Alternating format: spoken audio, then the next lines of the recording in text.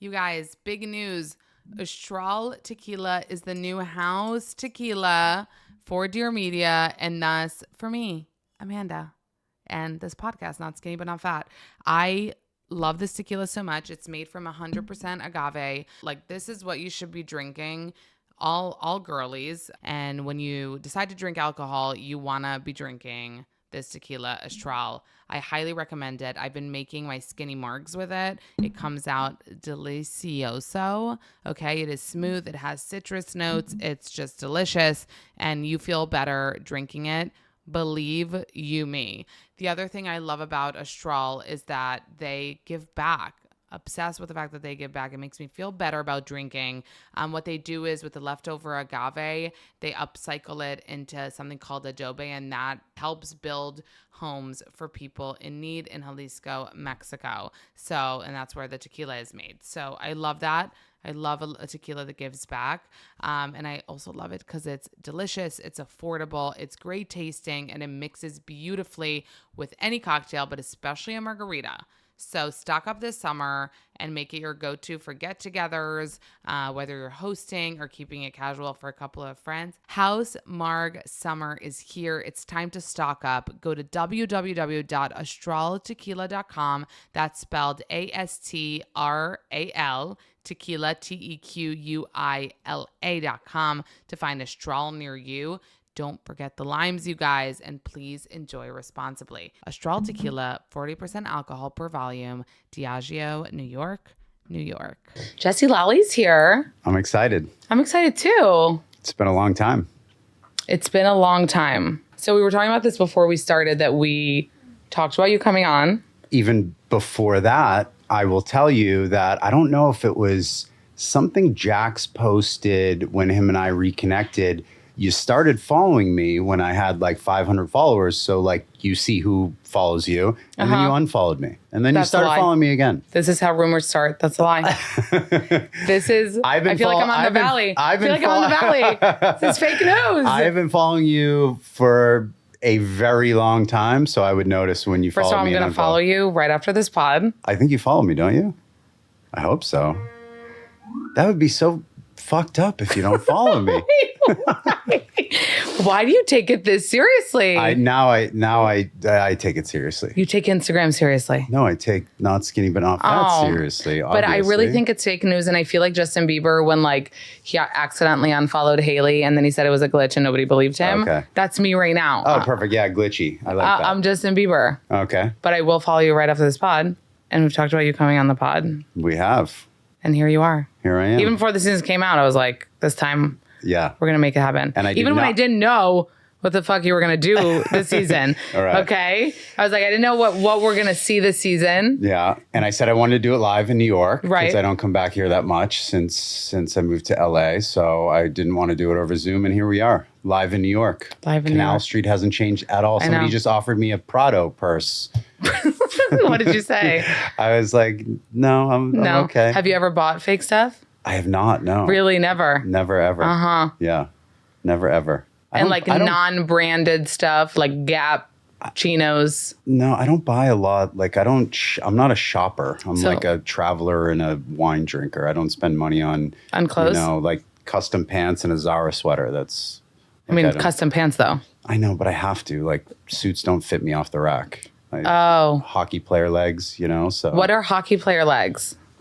Like thick? These, yeah. So. Did you play hockey? I did, yeah. Oh. My whole life. So that's how you get those legs? Yeah. If anyone's wondering. Yeah. Hockey and you love the crop with the little loafer. Signature move. Sockless, yeah. Always sockless? I'm in a sockless phase right now, okay. But I have been a sock guy for my earlier career. So let's talk about it, because you lived in New York, you said. Yeah. For a while. I moved here in early 2002, and I moved to LA late 2006. So it was like 4.5 years here in New York. Yeah. Was that post-college? It was post-college. I actually was working in Boston at New York Life Insurance, and my best friend that I grew up with was a model here in New York. And he's like, come to New York and try modeling. And I transferred from the Boston office to the New York office and had my long hair. And I would go to the office in a suit with a ponytail and let it down and go on castings when you used to carry a book around and go from casting to casting. So did you get jobs?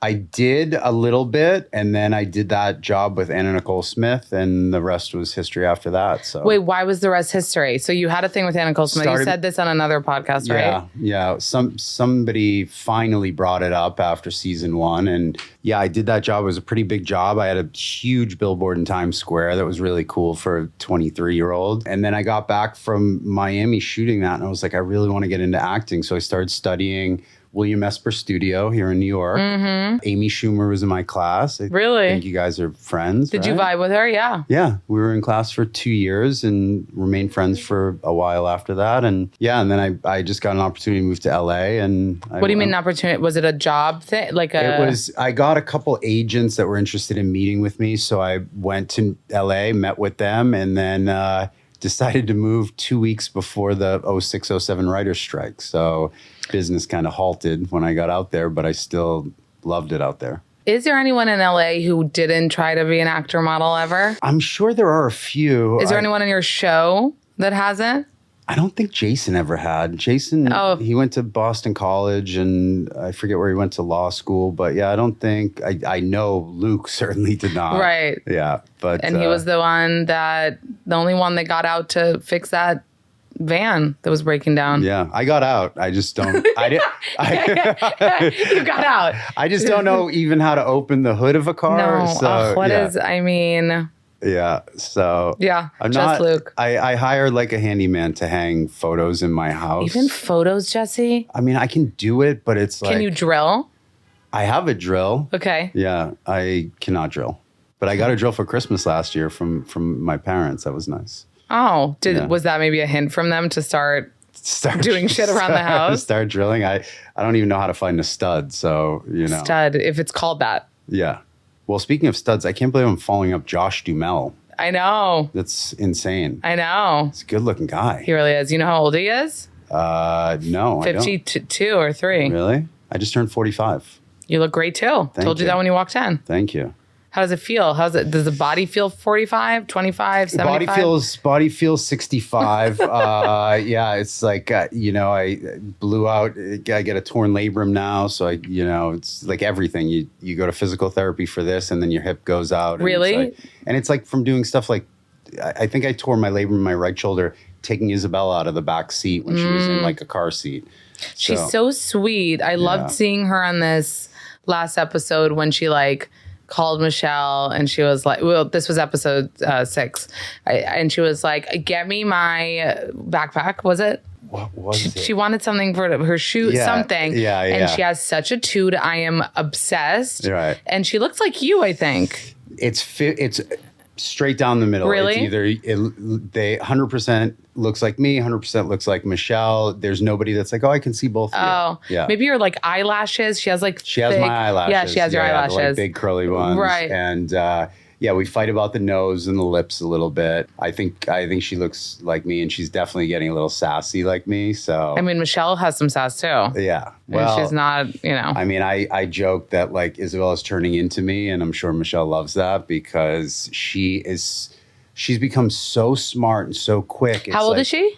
She just turned 5 a couple weeks ago. I mean, my son is gonna turn 5, and I was like, whoa, Noah's not. I had a moment where I was like, damn, Isabella's advanced, Right. Girls have that, though. I feel do. like it's a girl thing. Yeah, and it's like a funny story. So my girlfriend has a daughter that's a couple years younger. We go to her house, and Isabella is like, I want to get a lollipop. And my girlfriend says, oh, she had 2 lollipops today. And they go into the pantry, and they get lollipops. And Isabella's like, you didn't say she couldn't have a lollipop. You said she had 2 lollipops today. And I'm like, that is me. That is pushing buttons. And finding the loopholes. Yeah. Negotiating. Gonna be a lawyer. Yeah. Wow. So good luck, Michelle. And you. Yeah. Well. Or you feel like you're equipped. You feel like you're equipped? No. I'm 100% in trouble. She is going to end up dating somebody like me, God forbid, and then God forbid. That's how you see it. Yeah. So you said God forbid. I mean, she'll figure it out. She's a smart girl. I'm sure she will. And sometimes girls do the opposite. By the way, she might go for a nerdy, like where, she runs the show. They don't answer her back. So I'm not worried about her. But I'm interested in you saying, God forbid, wait, and you said your girlfriend, this girlfriend now is not the same girlfriend that we're talking about on the show, or is it? Same, yeah. Oh, so we've been together, like over a year. So you got back together? There was sort of like we've always been together, but like, the show is very difficult on somebody who's not part of the world. And I think we've navigated it really well, but it's difficult. It's like, you talk about these things while they're happening in real time. And then we watched them all because we did the reunion so early. And then now we're watching them, in real time with everybody else. So you're like living these things 3 different times. Yeah. And same thing with, last season. It's like we started dating and the season 1 hadn't even premiered yet. And then here we were watching it together. And she's like, oh, I've never noticed that about you, but now I see it. And it's just. So do you watch together? We do, yeah. Yeah. Does she give you a hard time seeing some of the stuff that we see? I give myself a hard time because you watch it and you're like, God, that was a year ago. Like I couldn't even imagine myself doing some of these things a year later. What changed that today you wouldn't call Michelle a whore? Consideration, something I've been working on, like my 2025, list of things that I wanted to work on is taking that pause, considering the repercussions on my daughter, on my relationship, on my friendships. And, I've really tried to work towards like reconciling with friends that I might have, had issues with and stuff like that. So I think consideration was a big factor in looking back at 2024, 2023. Calling Michelle a whore, do you think that it's hard for me to say that word? Do you know? Yeah. It's a hard word to say. And I can say words, but do you think it's all stemming from, at the end of the day, you believing that she cheated, her admitting to cheating just with a kiss, right? Right. Hearing from Kristen on season 1, that whole drama that she had a boyfriend for a year or something while you were together. At the end of the day, do you think you maybe haven't dealt with all those feelings and it's coming out as like this anger, still accusing her of things? Like, did you get closure on that? Like, here we're having a conversation. You cheated on me in this way. She's like, how do we get closure for you guys where like you can both move on and not have this anger? I think that's one of those things like lying, cheating, whore. It's like one of those things that kind of rolls out, it's like that aggressive East Coast thing. And I've said over and over again, Michelle has this way of getting under my skin. She triggers you. Oh, big time. And, cheating, there are like certain words that are triggers for me. Loser, cheater, because I don't believe in cheating. I think cheating is a quitter mentality. I think it's a victim mentality. Like you give up on your relationship when you cheat. You know what I mean? You don't realize like, oh, what is my part in what's happened to the relationship? What's his or her part in the relationship? And how can we each work to get to the middle? A cheater is just a quitter. They're like, you know what? I'm not even going to work on it. I'm just going to go cheat. If she broke up with you, would that be better than cheating? Yeah. Your ego would handle that better. 100%. Yeah. Okay. And Michelle on that rooftop said to me, she was like, there is no way all those times you were going out for lunches, you didn't cross the line or cheat. And the second she said that, I was like, you're the only lying, cheating whore. And it was just a trigger thing. It's like a weak mindset thing. But I was triggered and I said it and I regret it. It was so dumb. The thing is, like, I feel like you could get the same point across without saying that. Yeah. Like you could say, there's a saying in Hebrew that's like, it says, on the head of the thief, the hat burns, which means if she's saying that, that means maybe she was doing that, right. Which is what you felt in that moment.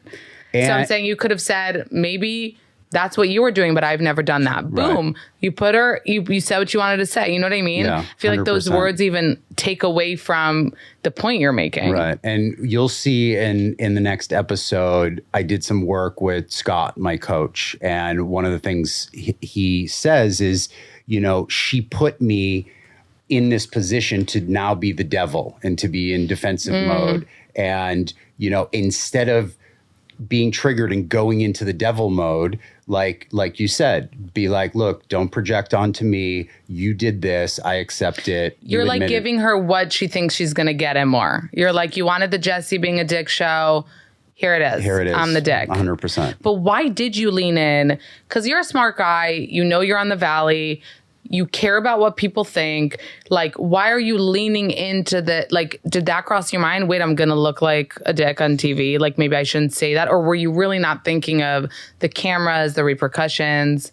I never think about the cameras, the repercussions. I am like wildly authentic, and I just never wanted to, we had a pre-production meeting at the beginning of the season, and showrunner was like, look, what happened on Vanderpump was people started reading too much and they were acting for what the audience wanted on Reddit and all these things. And I was like, look, you don't have to worry about that with me. Like, maybe some of the girls, I know Michelle was very intensely obsessed with the comments and how she was portrayed towards the end of season 1. And I was like, I don't read anything. Like I the last time I was on Reddit was 2 days before season 1 premiere. And I don't read the comments on Instagram but this season it's like you start to read things and it makes you laugh more than it breaks your heart. But I don't ever think about, I just kind of like live the way that I live, I should probably start thinking about it a little. Maybe you should start, yeah. I should do a checklist of like, don't say whore, don't say hooker, Okay, listeners, this is not a drill. Roback just launched a brand new product and brought back 2 of our absolute faves, and you need them in your summer wardrobe. First up, the Era high-rise shorts. These just dropped and they are everything. They're high-rise, they are super lightweight, and they are ridiculously good looking and flattering. Whether you're going on a hot girl walk, heading up to Pilates, or just doing errands, but you want to look like you worked out, these are your go-to. Okay, you're going to be living in them. Also, the Birdie Blue is here. So Roback just released this new stunning color in the Sydney skirt. We love a skirt, and in the everyday active dress. And let me tell you, it's the ultimate shade for summer, Birdie Blue. It looks so good with a tan. Like, I cannot handle it. And the Sydney skirt just continues to be a fave. It's sporty. It's cute. It's actually functional. Built-in shorts, check. Pockets, check. And the waistband, well, it's double knit, it snatches you in, and it does not fall down. It gives main character energy all dizzle. And the everyday active dress is obsessed. It's the perfect I worked out, but I also have brunch plans dress. It's breathable, it's flattering, and it's easy to throw on and go. Use the code Amanda on Roback.com and you'll get a generous 20% off your first order through the end of this week. That's spelled Roback, RHOBACK.com, and use my code Amanda. Exciting day, everybody. Simply has launched a new prebiotic soda. You guys know that I love sodas and I love ones that come with a little something extra. It's not just good, but there's a prebiotic in it, right? So Simply Pop is the new juicy soda. There are 5 flavors: pineapple mango, yum yum, lime, strawberry, citrus punch, yum yum, and fruit punch. This is made with real fruit juice. Simply Pop supports gut health, important, and has 6 grams of prebiotic fiber, no added sugar, and is sweetened with Juice's monk fruit extract. This supports immune health with zinc plus vitamin C. Amazing! Simply Pop is flavor that pops. See what all the fizz is about. Simply Pop is the new juicy soda that happens when you combine the delicious real fruit flavors of Simply with 6 grams of prebiotic fiber to support gut health. Go to cokeurl.com/simplypop to find out where you can try Simply Pop. Find Simply Pop and any of its 5 juicy flavors by visiting them online at cokeurl.com/simplypop. That's Coke, COKEURL.com/simply, SIMPLYPOP. You guys know how much I love Hulu. All of my favorite shows are on Hulu. Hulu is the place to go to for your reality TV. Hulu gets real. You love reality TV, right? You know every star, every scandal, every tear, and every triumph. You know who else knows reality? Hulu, that's who. They've been leaning into the reality world, and I'm obsessed, right? The Kardashians, The Secret Lives of Mormon Wives, Got to Get Out, Vanderpump Villa, and more. Hulu has reality TV covered. If you're into glamour and romance, things are heating up on Hulu. Catch new seasons of Project Runway and Bachelor in Paradise this summer. Yes, it's back. And coming soon, catch the all-new reality series Love Thy Nader, starring the Nader sisters. Obsessed. Plus, don't miss an all-new season of Love Island UK, streaming only on Hulu. Hulu gives us reality, you guys. There's so much great reality on Hulu. It's almost too real. Next time you need your reality TV, go to Hulu. Hulu gets real. Okay, so the bottom line is she admits to cheating with a kiss one time. Right. Do you still to this day think it was more? Yeah, and she admitted to that before we started filming. A friend of ours did kind of an intervention where we went in with 5 things we wanted to clear up before we started filming. And, the first thing for her was, you cannot say that I was cheating with Aaron, her boyfriend. And my friend looked at her and was like, but you did cheat. And she got like pink-faced and she was like, yeah, I did. I started seeing this guy, but we only kissed. And we all said, like, that's the appetizer without the entree. Like, you don't date somebody and just kiss once, So what it is doesn't matter anymore. We're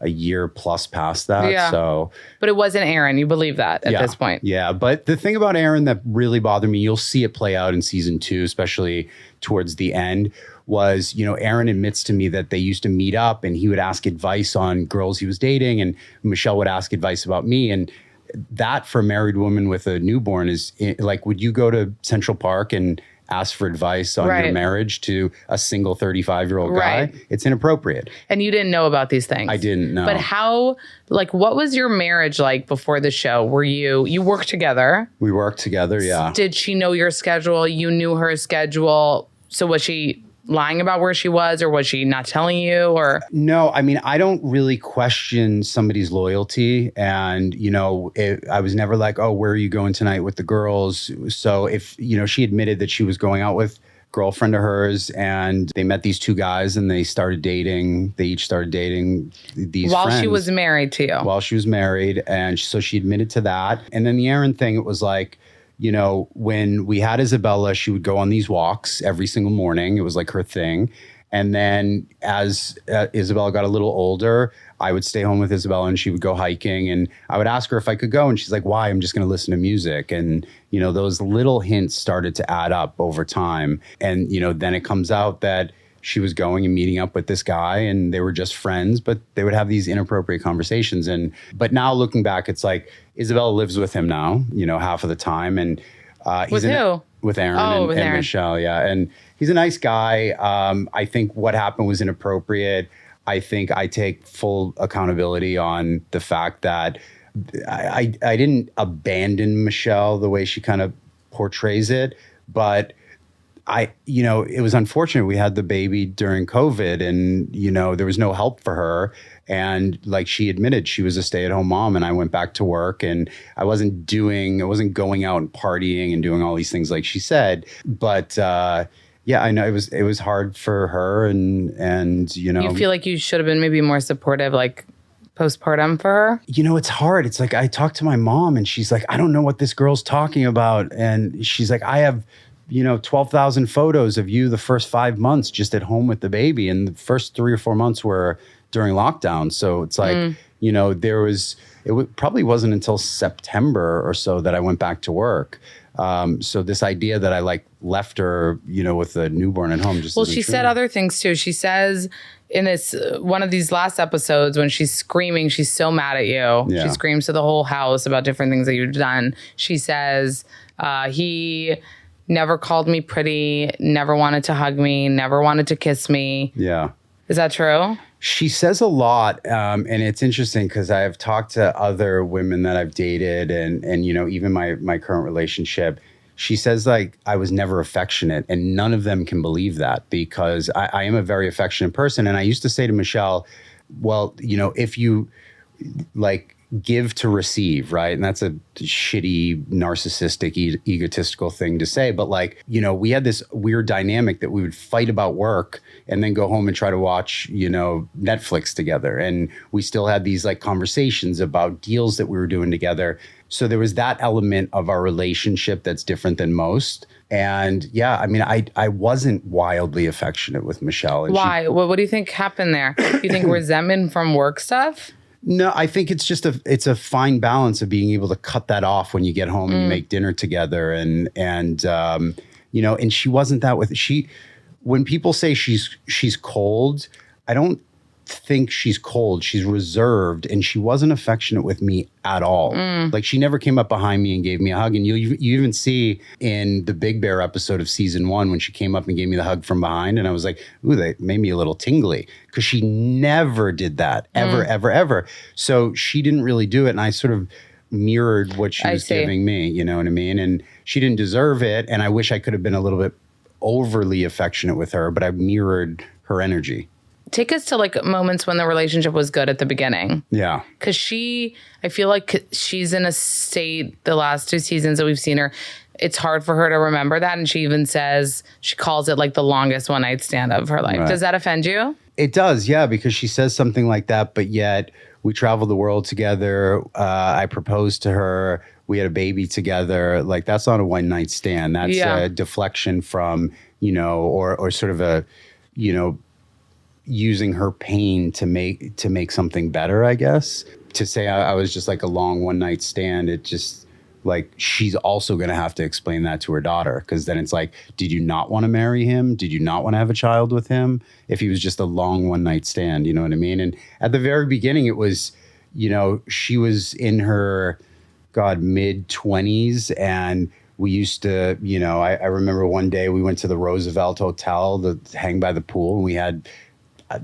don't know, 6 bottles of rosé, and it was like one of those like amazing, like that's how we used to be. And then after she had the baby, she just lost her taste for red wine. Like you know, you've had babies. A kid, like it just changes. Like wine started to taste bitter, and then it was a weird dynamic, because we used to have this going out on dates, drinking wine, going to nice restaurants, and we kind of lost that. And then during COVID, it was like, we didn't have a grandpa to watch Isabella while we went on date night. Both of your parents are not in California? They're in Boston, yeah. Okay. And her parents? Her mom, who's recently passed, was down in Mexico, and her brother and sister lived right above the border in San Diego. And getting like nannies and babysitters during COVID was like crazy, and you wouldn't want to let in anybody. Right.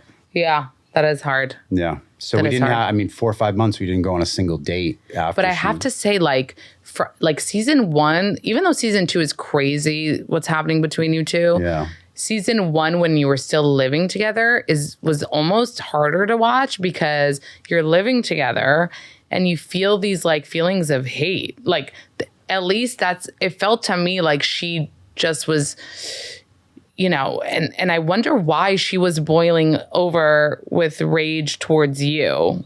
Do you know? It was hard to watch back, because like, you know, I watched that scene with her and Brittany in Big Bear where she was like, I just don't love him anymore. But yet, you know, she did try to leave in 2022 around the same time that I'd heard that she'd met Aaron. And we decided to stay together. I begged and pleaded. And why did you beg and plead for Isabella?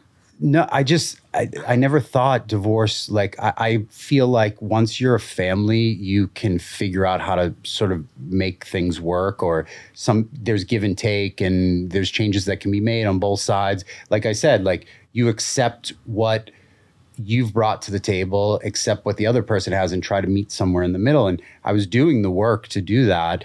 And, you know, then all of a sudden, March, right before we started filming, we got a new house together, and I thought, all right, well, you know, now it's been 6 months since we talked about separating the first time. Things should be, you know, okay if we're getting a house. And is this the West Hollywood house that we see on the show? Yeah. So, and then it just wasn't. And then when I found out the cheating stuff, and, you know, again, it's like the emotional component with Aaron.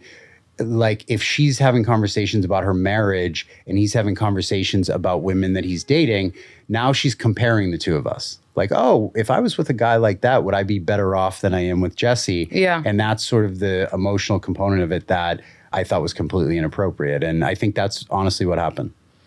How hurt were you by all this? Pretty catastrophic. I mean, we had a conversation when we separated in mid-October. I knew what that storyline of season 1 was, is us working on our marriage. And I was like, we cannot tell anybody. We have to keep it a secret. So from October to January 1st, we would go out. She was going on dates with her boyfriend wearing her wedding ring and her engagement ring because we didn't want people to know.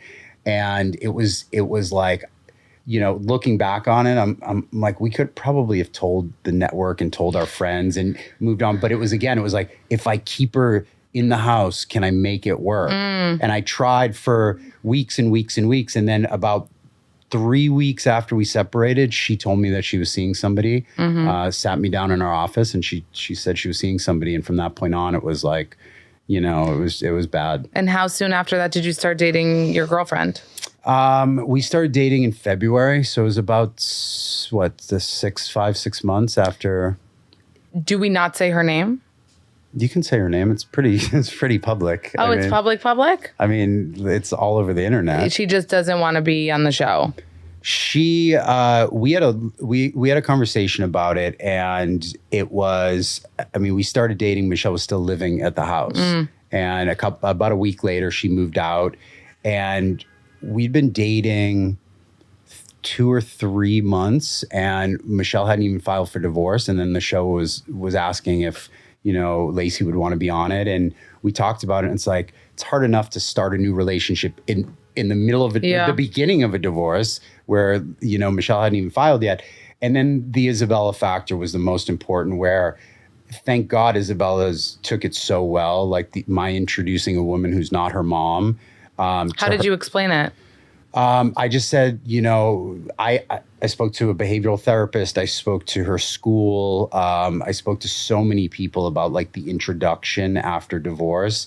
And I just said, this is Daddy's new friend. And she has a daughter as well. And, it was very organic. They got along really well from the get-go. So it was good, but it was hard. It was like, do I want to start a relationship on a TV show where we're going to shoot scenes with my daughter who just met this person? Yeah. And so we talked about it a lot. And do you see a future in which maybe she will film? I'd love to have that conversation. Season 3 hasn't been announced yet, but we're all kind of standing by to see what happens. That's so wild. One of the things Michelle has talked about was about the delivery of Isabella. Yeah, I can clear that right up. I want you to, because as a woman who has given birth, she said, if people didn't see, she said you were very controlling in the delivery room. You didn't want her to have an epidural. You were like, didn't want her to have a C-section. You want her to do it natural. Yeah. So go back to the beginning. Listen, go back to when? The mucus plug? No, go back to where you want to tell us that's not true. Let's start with conception. No, I'm just kidding. No, like I said, it was, we're in month 9. It's March 2020, lockdown, boom. All the baby and me classes, the diaper changing classes, CPR, all canceled. And our doctor said to us, like, if you go to the hospital and you're not ready, they will send you away. And most new parents are like freaked out and they go bag and they get in the car. So we had a conversation. I had always had conversation. I didn't even start taking Advil until I think I was 40, right? So I had brought up home birth, natural birth, and Michelle was like, absolutely not. But we had conversations about it. But the big factor— Why was it important to you? I just didn't want— I didn't want the baby to come into a world full of drugs, in a stressful environment, like all these things that you read about and you hear about, whether they were true or not. It's what I believed in my head. Yeah. But I wasn't that controlling. It's a partnership between Michelle and I. You say you just brought it up. She wasn't into it, so you let it go. Yeah. And then, so we get to she goes into labor. And call the doctor, make sure you're ready. And then literally I went to bed that night. She was on the phone all night with her sister, and it was COVID. So I'd grown out this beard, and she's like, I don't want you to have a beard for the pictures. Make sure you shave in the morning. Like, it was like that. And we get to the hospital, pull into the garage, COVID check at the bottom of the elevator for both of us. They send her up, another COVID check. They send me back to my car, literally 5 parking spots away from the elevator. And they call me up 45 minutes later and they're like, she's 4.5 centimeters. It's, we're going to admit her. And which I can confirm because I gave birth during COVID and my husband wasn't allowed with me until I got checked in. Like you go to the triage, they check you and whatever, and you go there alone. Yeah. And so the husband can join at in the labor and delivery room. Right. Okay. So they called me back up. I walked 5 spots. They checked me again. And then they sent me up to the room. And the epidural thing, I just asked about it. I was like, does it go into the bloodstream, this and that? And they're like, no, it's in the lower back or whatever, spinal, and that wasn't the conversation with the doctor. That was with the nurses. And she got the epidural almost immediately.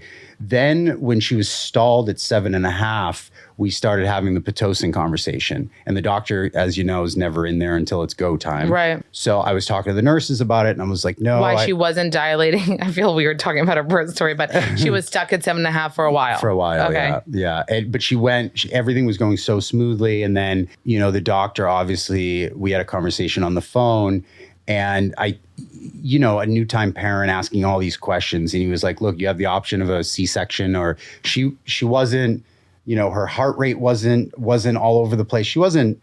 There wasn't any issue with her, the baby. It was just my conversation about Pitocin and all of that. And then he just was basically like, if she's stuck for too long, we'll have to do a C-section. I was like, fine, just do it. And a couple hours later, she gave birth. And then they sent me home 20 minutes after. Were you against the Pitocin or against the C-section? Or both? I was originally asking questions about the Pitocin because I didn't understand it. Yeah. And I was worried about her coming into this world with drugs in her blood system, right? Mm-hmm. Then he explained it to me and he was like, you have option A or option B. And I was like, well, either let the Pitocin do its thing or if her heart rate starts to go down or blood pressure goes down, then you would have to do it. Then you have to do it. So I was like, all right, well, I don't want that either.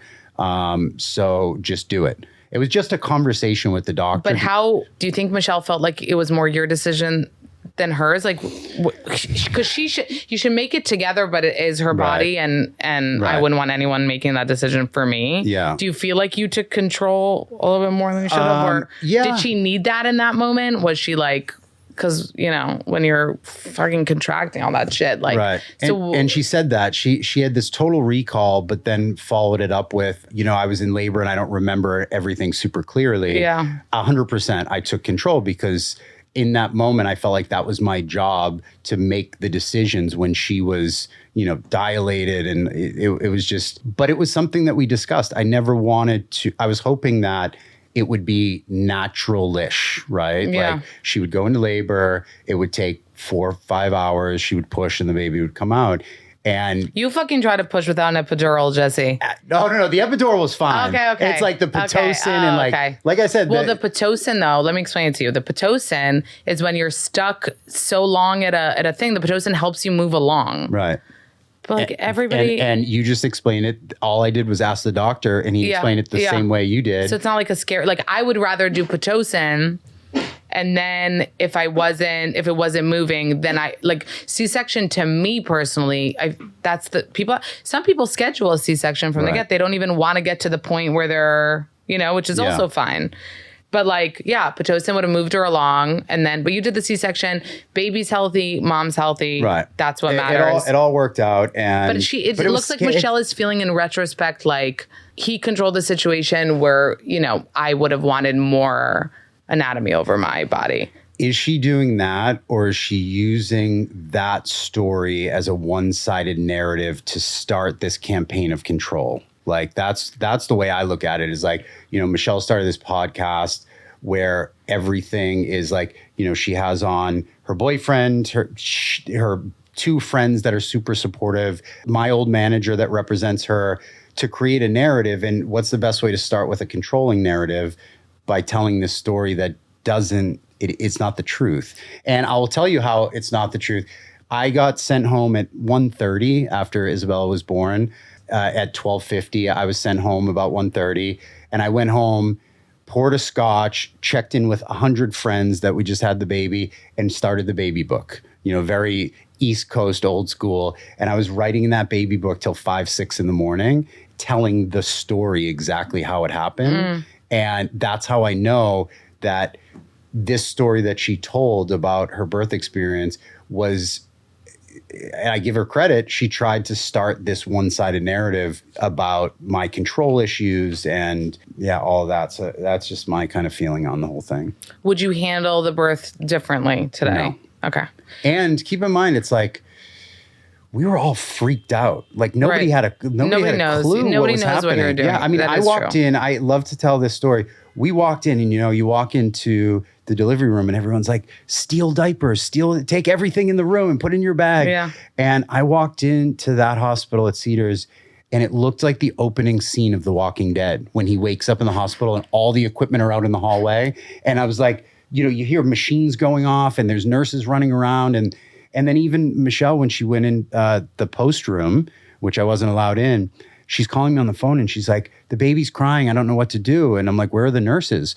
She's like, "Well, I have to hit the emergency button to get them in there." I mean, you're left to your own devices during that time. Crazy. It was crazy. And then, same thing. It was like, I had to pick her up on the street when I went to pick her up the next day. They wheeled her out with the baby on the. Wow. I didn't even know how to put the baby. What in month the car. was she born, Isabella? April 15th, 2020. Okay, so that was still. So Noah was born in August. So mine was like COVID-y, but not as COVID-y as yours. Yeah, this was like 3 weeks into lockdown. Wow, that's crazy. Yeah. As you guys already know, I'm in my wellness journey era. I've started worrying about my protein intake, my fiber, my this, my that. Everything just kind of changed about how I see meals now. So this is a whole new era for me. This era includes drinking protein shakes and adding protein powder to my smoothies to get that protein in. And I've been using Clean Simple Eats. It's my newest protein powder obsession. It is clean. It's amazing tasting and mixes well. Clean Simple Eats, you guys. And it's grass-fed, which I love. No seed oils, no artificial ingredients. It's third-party tested, non-GMO, gluten-free. And each scoop has 20 grams of protein. It's creamy and it's smooth. And sometimes, you guys, I make like a hot chocolate with it. I told you. So I'll just add 1 scoop to hot water, make a hot chocolate. They have amazing flavors to choose from. I'm loving the chocolate brownie one. Also love the vanilla one. So in addition to their best-selling protein powders, Clean Simple Eats also has clear protein powder. Regina, who works with me, loves the clear so much. It's all the hype right now. They have a pink burst flavor. It's life-changing. It tastes like you melted pink Starburst, and it's so popular. It's so delicious. You just mix the clear protein powder with water and you get a refreshing and light drink with 20 grams of protein. Visit cleansimpleeats.com. Use my code NotSkinny20 at checkout for 20% off your first order. That's cleansimpleeats.com. The code is NotSkinny20 for 20% off your first order. The link is also in the show notes. There is so much to think about with pregnancy and even with postpartum, and the last thing you should have to worry about is if your nutrient support is pregnancy safe. And that's why I blindly trust Ritual. Such a relief when I found them. I knew about them for years. I also love that their mom founded. They're third-party tested for heavy metals and microbes, and they share the sources and suppliers behind their ingredients, which I love. Ritual offers tailored nutrient support for your key phases of pregnancy, from fertility support that supports conception to their essential prenatal, which you would take before you get pregnant, and their postnatal multis, which I take to support key nutrients before, during, and after pregnancy. This is what a mom founded pregnancy support looks like. They get it. They just get it. Ever since they came out, I thought their capsules were just so cool looking and that you could trace back where everything came from. You really need key vitamins when you are a new mom, and you need to make sure that you're getting them, like vitamins A, C, D3, and zinc. They support your normal immune function. Omega-3, DHA supports fatty acid content of breast milk, biotin and choline to support women's increased nutrient requirements during lactation. It's rigorously tested, you guys, for allergens, microbes, and heavy metals. And this is non-GMO. It's gluten and major allergen free, certified B Corp. And like I said, it's made traceable. So when it comes to pregnancy and postpartum support, you want products backed by research and transparency. Mom Founded Ritual puts in the work and shows you the proof. Get 25% off your first month for a limited time at ritual.com ritual.com/notskinny. That's ritual.com/notskinny for 25% off your first month. I feel so chic that Jenny Kane is sponsoring my pod. Like, hi, Jenny, I love you. No, seriously, I feel very chic. Jenny Kane is just where you want to go when you want to be a chic, Meghan Markle looking, Sophia Richie looking chic lady. If you're in your 30s, you're ready to slive, you're ready to live your life, you're ready to look like chic, easygoing, quiet, luxury. And Jenny Kane is the go-to brand for that. I'm just obsessed. And Jenny Kane has just classic, elevated pieces that are perfect for every occasion. Listen, their Flynn cashmere sweater, I mean, I'm sure you've seen it all over social, but let me tell you, it's honestly better than it looks online. Like, it is so soft. The yarn is so lightweight. The fit is perfect, whether it's tucked or untucked. And the V neckline adds on an elevated touch to any outfit. So you could be grabbing coffee, heading to the office, or going out to dinner. Like, this sweater and so many of their other cashmere sweaters are just closet staples. And what really sets them apart at Jenny Kane is they are committed to quality. So every piece, you can feel it. It's made with incredible attention to detail and the finest materials. Find your new spring uniform at Jenny Kane, and my listeners get 15% off your first order when you use code NOTSKINNY15 at checkout. That's 15% off your first order, jennykane.com. That's JENNIKAYNE.com. Promo code is NOTSKINNY15. Let getting dressed be one less thing you have to worry about. On this season, you and Kristen are buddies. Yeah. Which, like, flashback to you yelling at her last season. Yeah. Kristen has a way. She gets over I feel like Kristen, an apology and she's good to move on. Are you still friendly with her? Is she who are you closest to in the group? Shockingly, probably Kristen and Luke. Stop. Yeah. Yeah. That Well, is crazy. I mean, I talk to Jax almost every day, and I'm super proud of what he's, Yeah. I mean, half proud of what he's trying to do. But yeah, Kristen and Luke, kind of a shocker, not to give a reunion teaser away, but the truth is a lot of people didn't know that it was actually Kristen who reached out to me first. About the boyfriend thing. No, I was in. Oh, when you reconciled. Yeah, I was in New York. Everyone thought I reached out to be strategic. That was what everybody's been saying, including Michelle. And I had missed my flight coming back from Watch What Happens Live exactly a year ago. We were sitting at the apartment and we're watching the episode, Lacey, my old manager, and I, and all of a sudden I look at my phone and it's a message from Kristen. And it was the scene at the fireplace where I was crying and saying my marriage was over, and Danny was crying up in Big Bear. Yeah. And Kristen reached out with like the most gracious text message. Like, I didn't realize what you were going through. And I followed it up with, wrote back and I was like, oh my God, thank you so much. It means so much. Like, let's get together. And then we, Luke and I started hanging out and Chris and I started talking more. And then the beginning of the summer, we sat down at my house and I apologized to her. Okay. So you're good with Kristen. Good with Kristen, With the other girls, you pissed them off this season. And you also seemed like you didn't care you were pissing them off.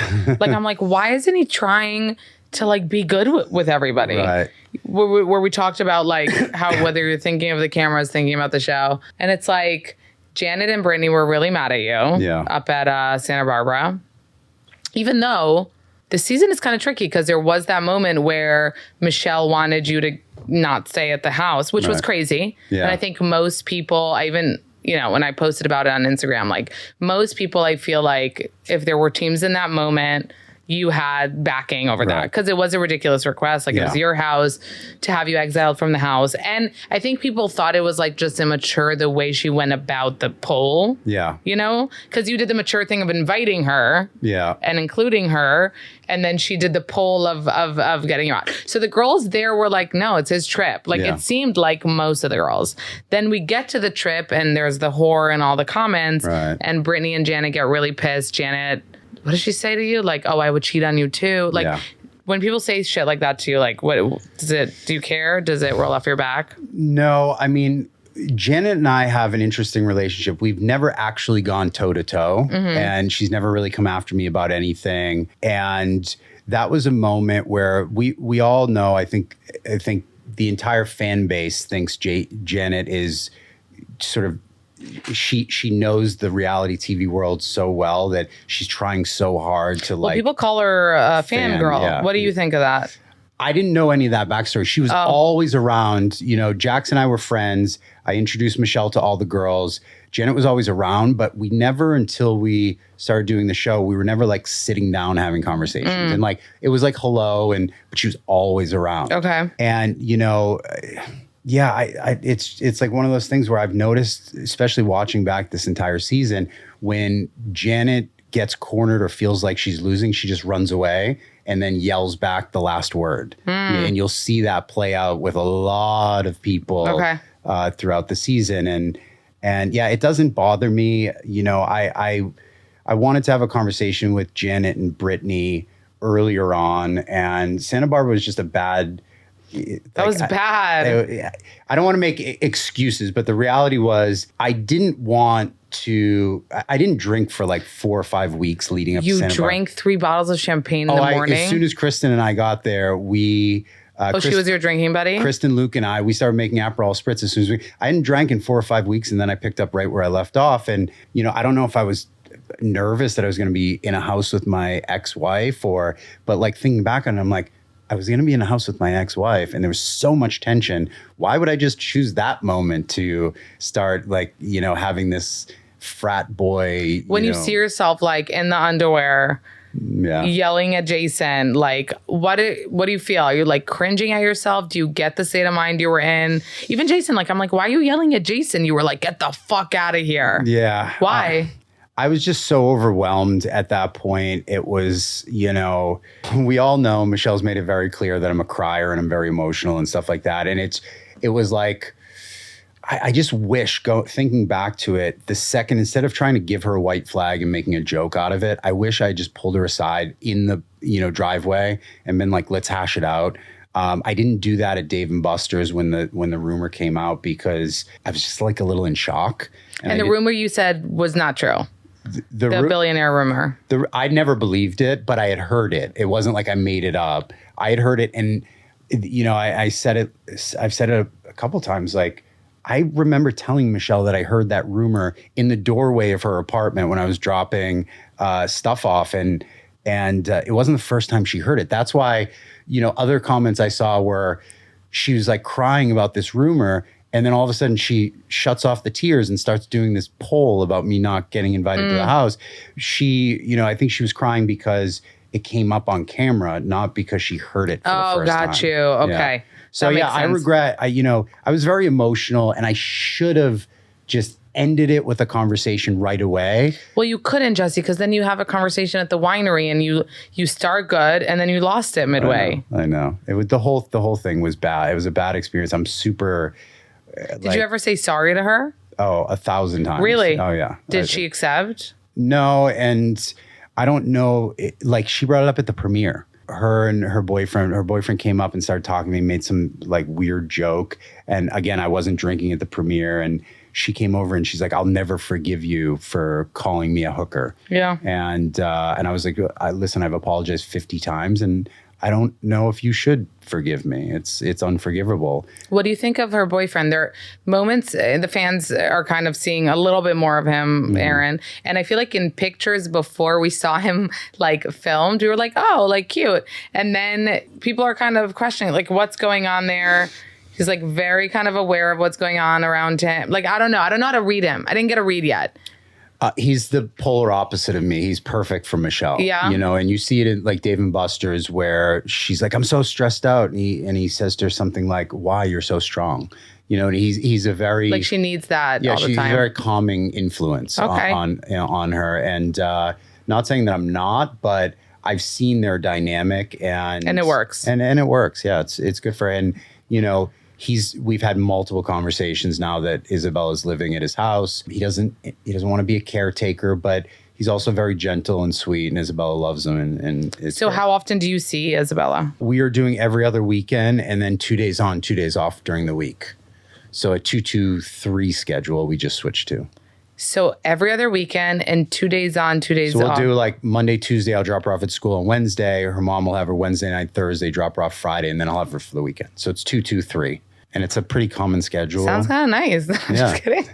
Like, okay, days off. Yeah. You know. Yeah. Or is it hard? Have you learned to live with it? I'm so obsessed with her. Yeah, she's so sweet. It's hard. It's like you drop her off at school Friday morning, and then you're like, whew, that was a long, couple of days. Yeah. And then by Friday night, we FaceTime at 7 p.m. every night when we're not with like whatever Isabella. parent is in with her. That's nice. So. And do you keep it super nice next to her? Like you and Michelle. Oh, yeah. You're good at that. When we're around Isabella, we have, other than the very, very beginning, Yeah. That was super toxic. Isabella is very happy with us. Okay. Yeah. You killed me when you were like, fries from the chateau. Like, killed me. Because, like, do you not cook? No, I do cook. Oh, you do?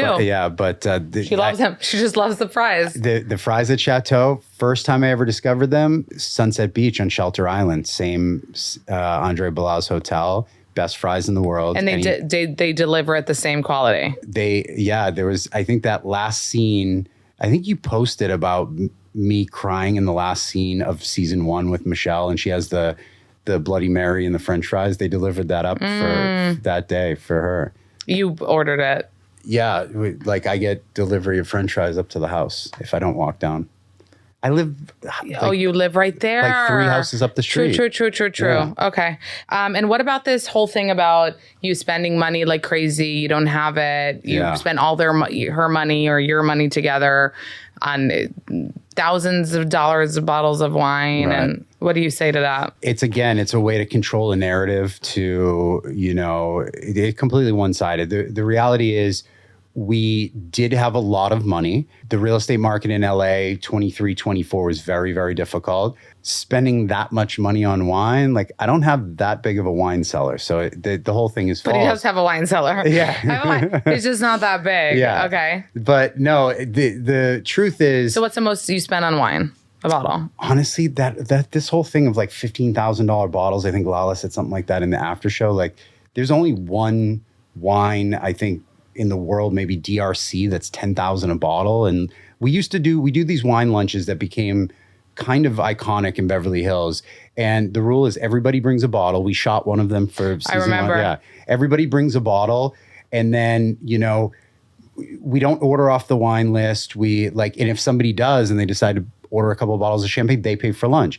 So this idea of like, I think our biggest lunch, like I said, was $20,000. I didn't pay for that. But it was like divided by how much? The most I've ever spent on a bottle of wine is probably a 1990 Lafite, which is $2,200.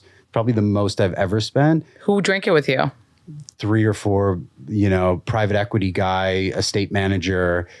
We do these networking. First of all, lunches. it's a business expense. 100% write off. 100%. 100%. Yeah, I was audited. 100%. They gave me the green light. Yeah. But no, you know what? I have always been a grand gesture type of person, and I spend money. It'd be scary to bring shit like a bottle of wine to your house. No, because I drink. What if somebody brought like a Whispering Angel? It's amazing on a Sunday afternoon. Really? Yeah, ice cold rosé. Yeah, okay. No, I drink $20 to $2,000 bottles. I'm like studying for my level 2 Somm. I've been obsessed with wine since before I moved to New York.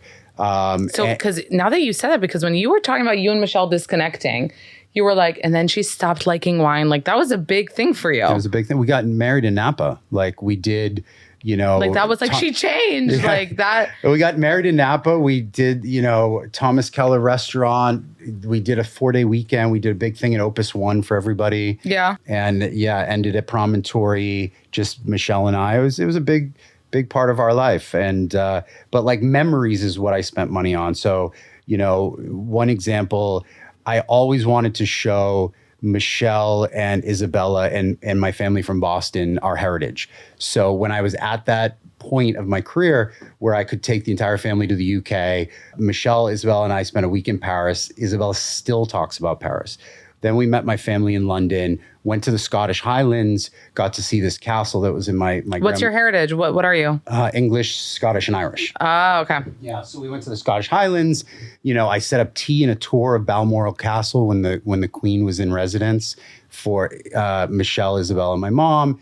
We went to Ireland, and Michelle, at the beginning of our separation, said the trip was a waste of money. And my mom said my brother, who did 2 tours in Iraq for this country, the happiest she's ever seen him. And that for me. So you don't regret it? I don't regret any dollar I spend on my family. I don't regret spending a month in Capri with Isabella when she was 1.5 years because she still talks about it. Well, yeah, she mentioned that. She was like, Jesse wanted to go there because like all the famous people go there and all the, does that kind of jabby thing like you feel? It's like, did you want to go there because famous people were there or because it's beautiful? I wanted to go there because my first trip there was the most magical experience I ever had. And then when I took Michelle back the second time, those people that I met, that first time, they were like, oh, Jesse. And I'm like, how do these people remember me? I was here for 10 days a year ago.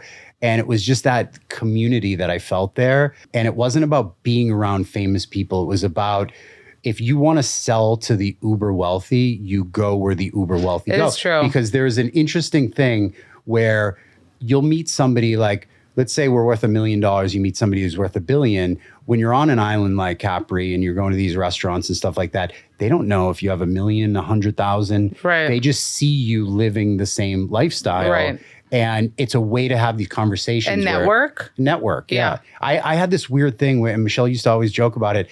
I never went up to people at restaurants and stuff. Michelle was really good at that, to network. But some reason I'd see somebody floating in the sea, at a beach club. And I'm like, they look cool. I'm going to go talk to them. And it was this. That's where you opened up. Yeah, because again, you're there with all these people. They don't know who you are. They just think you're there visiting. And I see. And then you can kind of. Yeah. And then you fake it till you make it. Got you. Yeah. Okay. I appreciate that. Kristen made a remark about how Jason doesn't wear his wedding ring. Yeah. What do you say to that?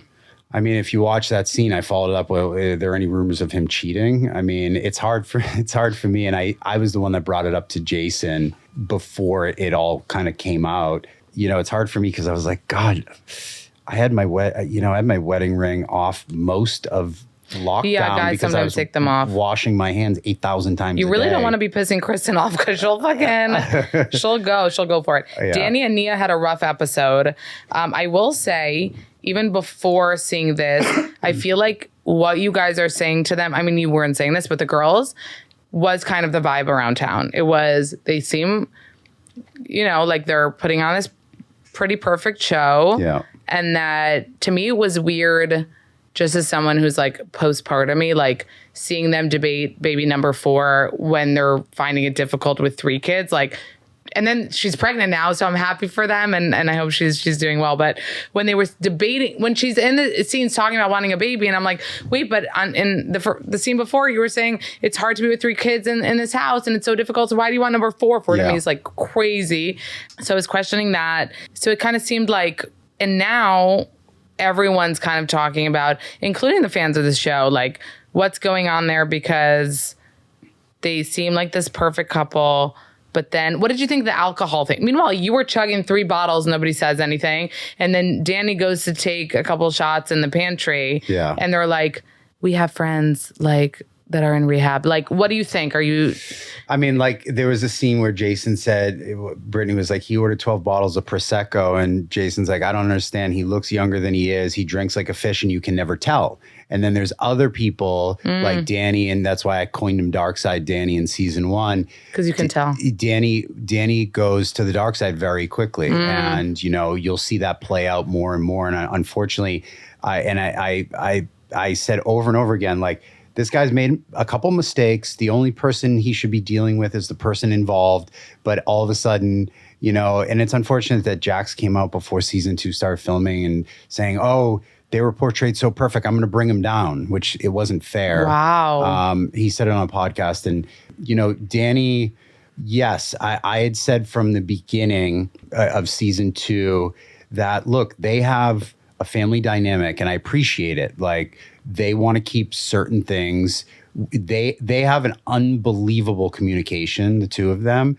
So things, they're not slandering each other to their friends. Right. And they get together, they go to couples therapy, they talk it through. they come up with a solution, they move on. I respect that. They don't have to. I think the complaint for people is like, you're on a reality show. Yeah. The least you could do is say Danny's drunk, like he passed out drunk, and not like, okay, don't bring your marital issues. We get it. But like, just give us, Brittany's like, give us something. Like, I mean, your relationship was put on display and all the horrible things that happened between you and Jackson Brittany.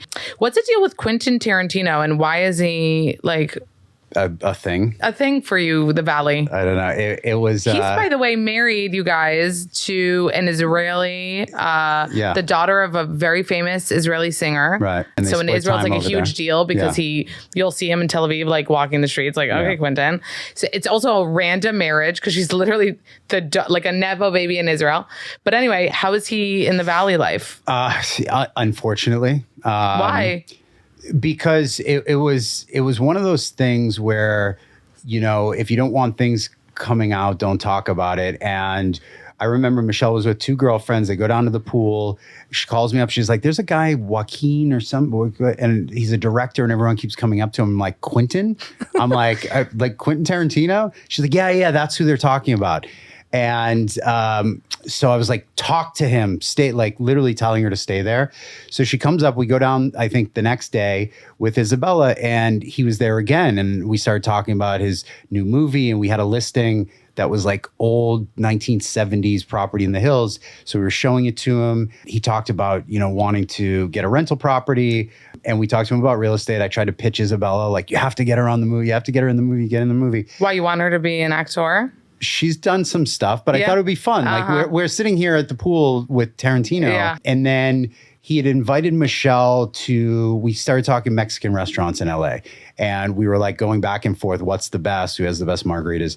And he's like, oh, I go here every Wednesday, like, and invited Michelle to go. And Michelle followed up with him, and he didn't get back to her. I'm like, just go. He told you the day, the time. Stop. Just go. So she went and had this like crazy lunch with him. And wait, he was there at the time he said he was going to be? Yeah, he was there. And other, you know, actors and stuff would, apparently Michelle told me they would come in, they'd have a meeting with him, and she was there the whole time. And I mentioned it to Jax. And like all of a sudden it was this thing like, you let your wife go out on and I'm like, yeah, who cares? Like the guy's married, and he happily married with two kids.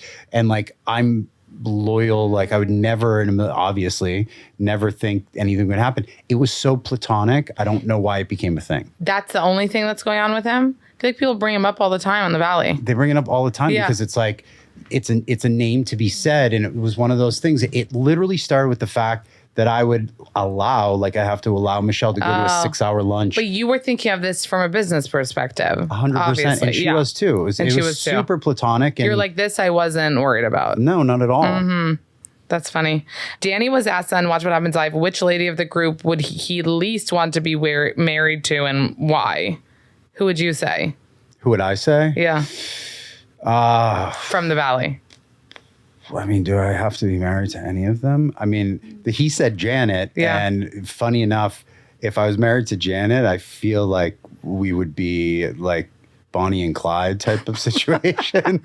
I don't know. I mean, I guess Michelle. Yeah, right. Easy answer. Yeah, easy answer. Easy answer. Okay, I got it. Well, thank you for coming. Thank you for having me. And I'm waiting to see how the rest of the season plays out. I think you'll be very surprised. I keep saying, I was told where season 1, I knew exactly what the storyline was going to be, right? I knew what I shot. I knew what Michelle shot. This season, I had no idea because Jax and Brittany are not together. So those are two individual, you know, shooting schedules. Yeah. Michelle and I, same thing. And yeah, I have a great I like literally had resolution with everybody and talked to everybody. So I was able to get a little piece of what was going to happen, but I wasn't 100% So do you feel good about it though? I was nervous about it. And I was told that in order to be a hero, you have to be a villain. And that's what people love about these shows is like one day you're good, one day you're bad, one day you're good. What are you feeling from the people? Like, what do you feel the vibe is? Do you feel the vibe is like people are on your side? Shockingly. It's very Team Jesse. Yeah. Shockingly. Yeah. What do you think? Yeah. I mean, it is shocking. Yeah. I don't know, maybe it's just because I'm not trying to create a narrative. I'm just kind of like, I make bad decisions. I make great decisions. I take accountability. And you'll see it in episode 6. It's like, I know I screwed up in Santa Barbara. I dealt with it like on multiple different fronts. And then, episode 6, you'll see my conversation with my coach. Like, why did this happen and how do I fix it? And I don't know, maybe that's why. Well, you're not going to be using the W word anymore. No more W's, no more H's. Scream into a pillow if you need to. Scream into a pillow. Okay. There you go.